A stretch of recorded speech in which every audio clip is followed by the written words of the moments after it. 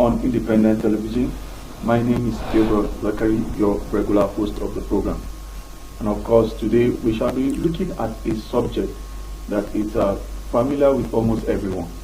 You know, you even as an adult. You know, but particularly it is a subject that has become worrisome or troublesome in the education sector amongst students. And I am not talking of any other issue but bullying. And of course, with the recent happenings of a particular female student being bullied in a private school in the Federal Capital Territory by her fellow students, you know, and if you see that video or you have seen that video that has gone viral, you will know that it is quite disturbing. Today we shall be looking at some of the factors, you know, and what even parents can do. And I have a guest with me. Yeah, she was here the other time. And of course, she is our resource person right now in educational data. And educationist too. Her name is Dr. Dr. Aisha Shaibu. Welcome to the program. Thank you very much. All right, subject that I know particularly as a parent you are familiar with when we talk about bullying in school. And what's your take on it? Yeah, like you have rightly stated, bullying in schools is a very worrisome situation. It's been there, and we expect that as we revolve, the situation will be taken care of. But surprisingly, it is on the increase, especially in the public schools. And quite worrisome again is the fact that it still exists in our private schools. So we need to take a critical look at why the bullying. What is the problem? What is the remote cause of it? And I look at the problem as emanating from two backgrounds. Okay, before we go into the causes where emanating from, yeah. Yes. Is it, let's establish one fact. Is it possible that bullying can be completely eradicated in the school setting? It depends on the extent at which we are able to create the awareness. We need to take it as a matter of fact or a matter of priority to sensitize the populace on reasons why we should nip this monster act in the bud. Reason being that I was going to say something that it comes from two perspectives. Number one is the home, the parents. The first encounter of every child is the parents. And we seem to neglect the fact that these children learn from their immediate environment. Some learn from what their parents do, the films they watch, and they develop that mindset as they are growing up. Number two is the excessive love of parents towards a child. We are made to understand, even religiously, that you teach a child what he or she should know, so that when he or she grows, he will not depart from it. And the problem of bullying is something we should pay serious attention to when these children are growing up. Then the second factor now is the school environment. When you talk about the school environment, you are putting into consideration the peer group and the management of the school. So we need to create this awareness. We need to let people know that charity, they say, begins at home. And again, you catch them young. Teach them what they need to know. Constant counseling, education, and they will be aware of what they should do and what they should not do. That will bring about putting into place some disciplinary action, either by the school or by the parents. I think if we are able to do that, the question of either we will be able to eradicate or reduce to its minimal level will be achieved. All right, a good point you have made there. Now you're talking about what about the one that gets bullied?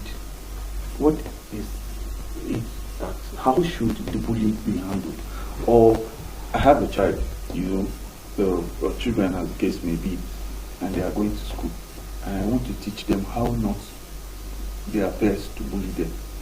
What should parents do, or even school authorities do, to show the child? Because in that particular video, the girl was being slapped countless times by her peers, and she kept quiet. In fact, when I got home, the first thing I told my daughter is, what if somebody slaps you in school? What will you do? She said, nobody dares do that. Good, because she's self-aware of her fundamental rights, her security, and her self-defense. At a point in time when my child was in primary 2-3, I engaged her in taekwondo because I might not be there always to protect her. So she should be able to have some ways of protecting herself when the need arise. Like that is an extreme measure anyway. Yeah, that is an extreme measure. Because another thing for a child to accept being bullied. Yes. She was quiet and she was slapped countless times. Because she knew the consequences of even opening her mouth or attempting any self-defense. Like if you see in that video, there were not just one bullying her. There were several others, including a male student, if I'm not mistaken. I think I saw a boy there. Yes. So it is a collective thing against one. Definitely there's no way she can attempt to defend herself. If the video has not captured it, or the CCTV has not captured it, would she have spoken up? Of course not. That's the question. Of course not. Okay, so and now we are, earlier I opined that there is need for sensitization, there is need for communication, and there is need for parents to know what they are supposed to do at the right time. Talking about those bullying and the ones being bullied. If you are aware of what to do, and if the school itself put up some measures, some rules guiding against bullying, it will go a long way to solve this problem. Because the society we are living in now, sometimes I get confused how we get here. So many of us that are parents today went through a very tough time growing up. But now we have children, we can't even discipline them. We've seen cases where schools will tell you they can't discipline students because the parents will come to harass them. Because these are private schools, the competition is high. The next thing, parents will threaten you of withdrawal of the awards from your school. So some schools compromise because they needed that population to strive. All right? So there are a whole lot of factors surrounding this issue. But I maintain the fact that for us to reduce it, we need serious awareness, sensitization. Now, for the child that is being bullied, yes, she knows the consequences of her reaction at that point in time. If she reacts, yes. Because whatever it is that provoked that bullying might not even be any fault of hers. She might be oblivious of the fact that somebody somewhere is cooking up something against her. Yeah. All right? So, she might not, in that video I heard who is the boy. It brings in another factor. There is something some of these children are doing now. They call it crush at that level of secondary school. I'm crushing on so boy. So if that boy is seen talking to another girl, they look at the girl as the hindrance. Why the boy is not giving them attention? Then she becomes a target. Meanwhile, nothing might be going on between herself and that boy. But men seeing her talking to that boy is already an offense. So they target her, most times in lonely places where somebody might not be able to come to her rescue. That is even talking about the girls. For the boys, it is worst. But this issue we are talking about have a very serious chain reaction. The multiplier effect of this problem is a very serious issue that burdens on the society.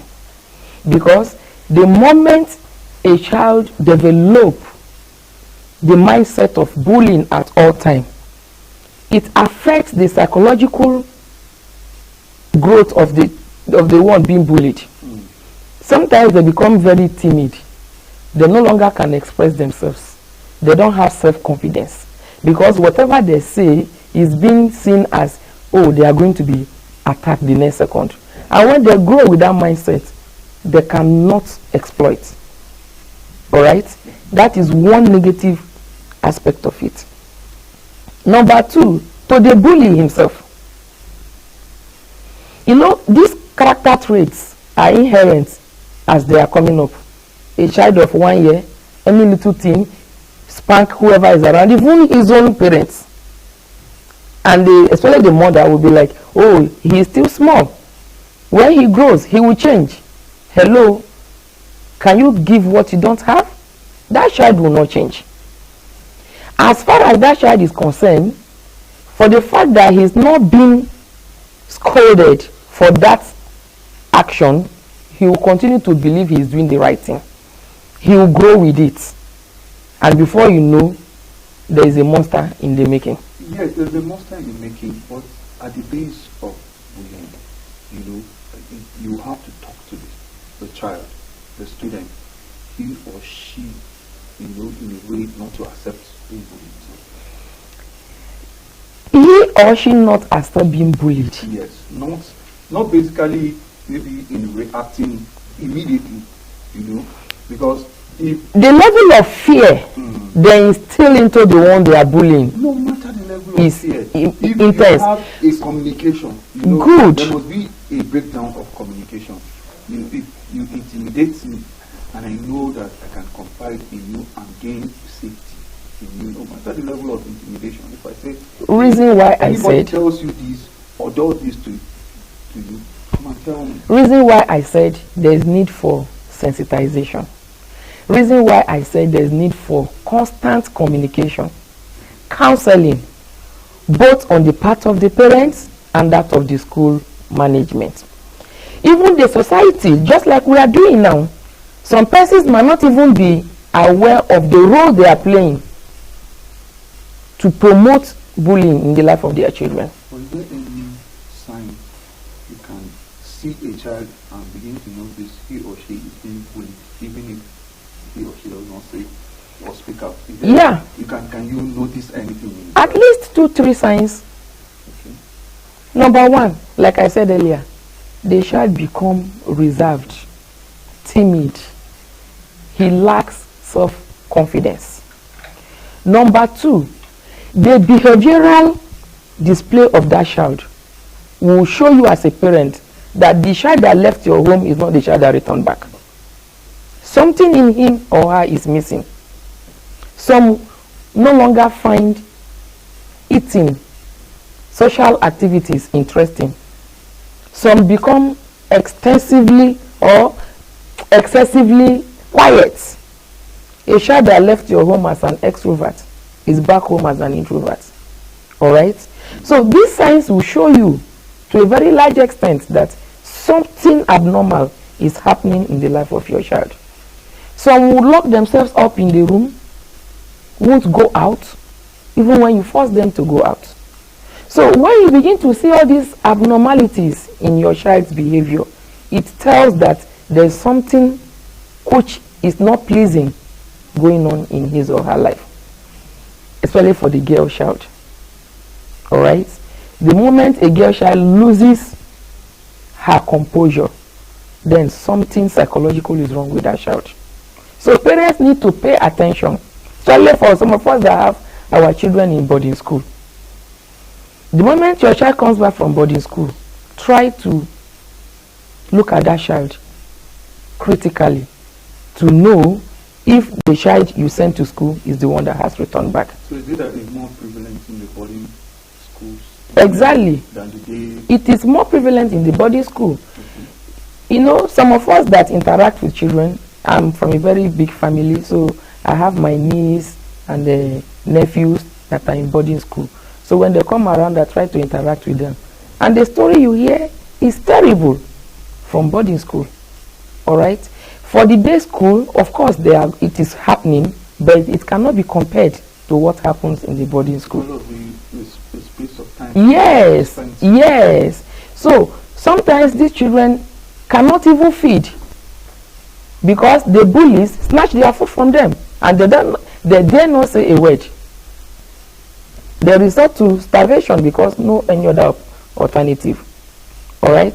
But the one that worry me the most, which is something that borders on the society, is the outcome of this attitude. Okay.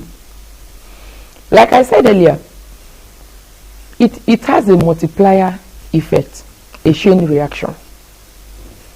A child from 1, 2, 3 years is already exhibiting the trait of a bully, and the mother or the parents are like, leave him, he's still a child. He grows up with that mentality into primary school. He starts bullying from primary school. They let him be. He transforms into a secondary school student, the same.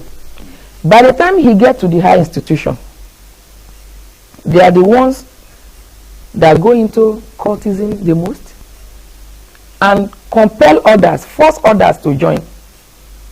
All right? They are the ones that go into drugs because they need more energy, more fearfulness to confront their targets. Then, worst of it all, they are the ones that transforms into robbery. Because at that time, they no longer see anybody as being above them.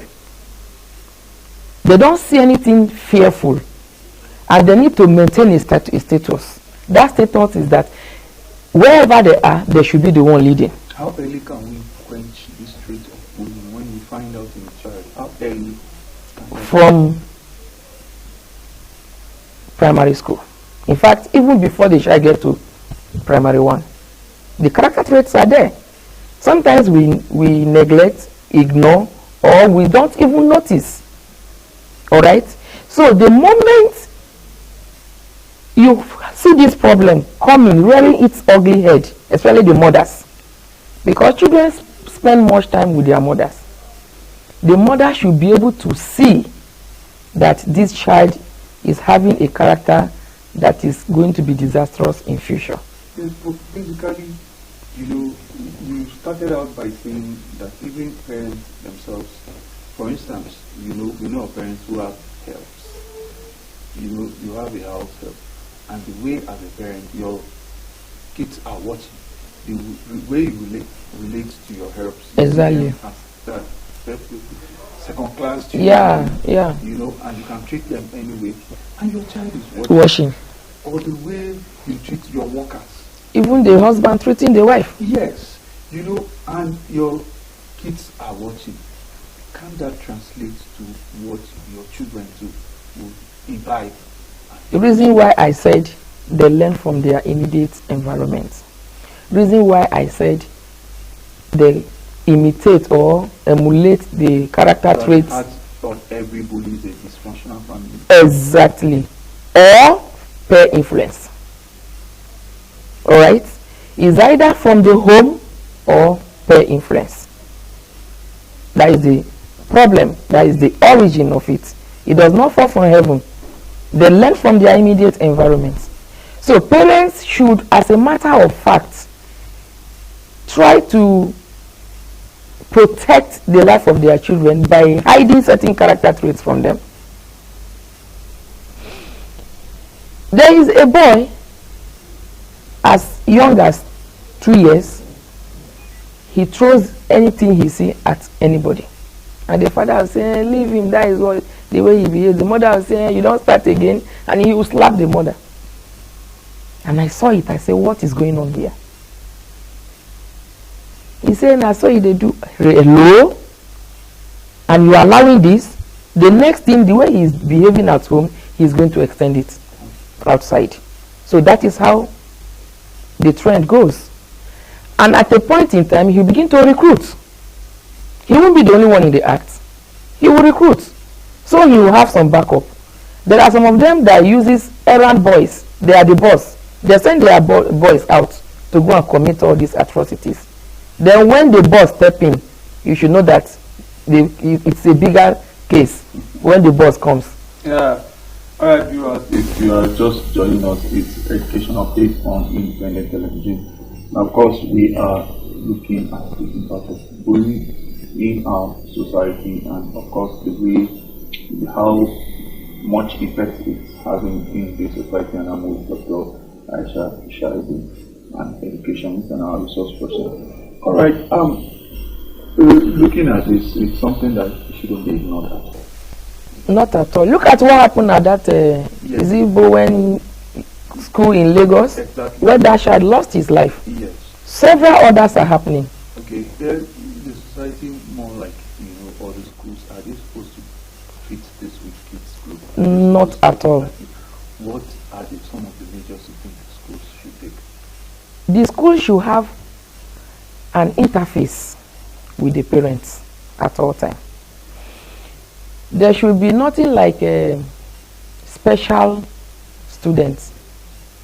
Some of these schools, like I said earlier. I have 5 children in a particular school, and each of them pay like not less than 1 million in that school. You think it's easy for the owners of the school to Exactly.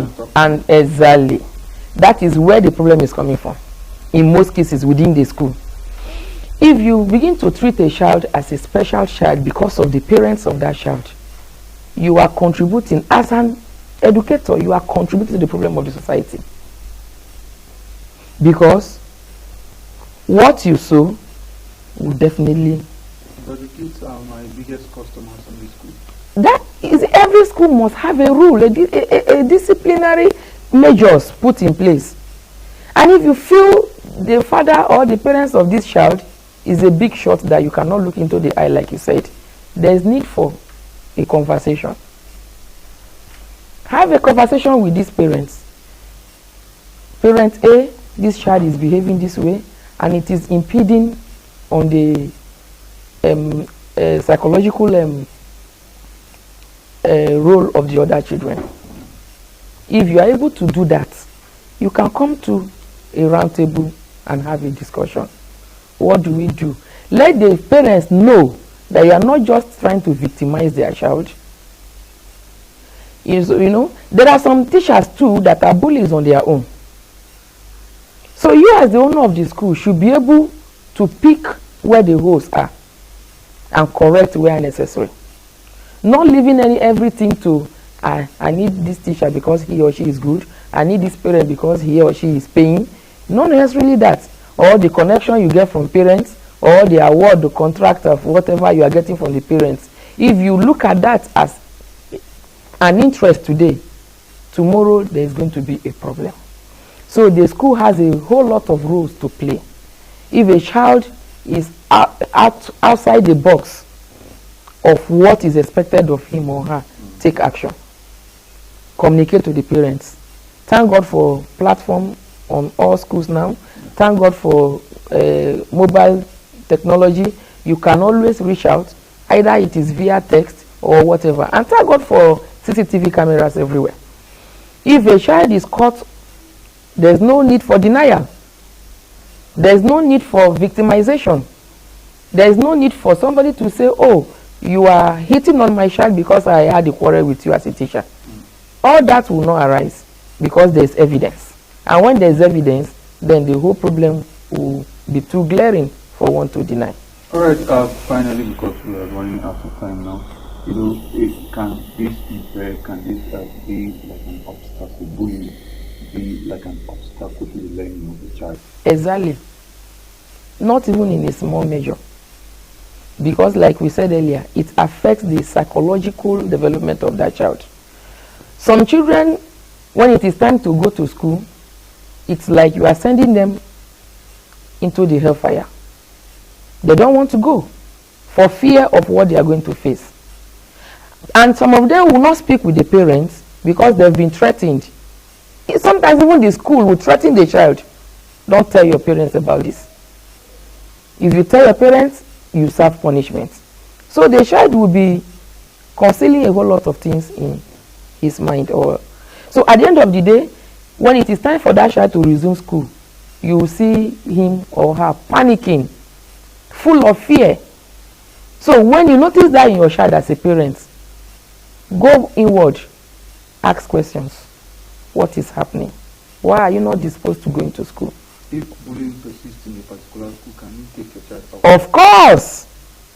Why not? If not, you take your child out of that school, because like we said, the damage they are doing to that child is not something you can correct in the nearest future if you don't find a solution to it as at when due.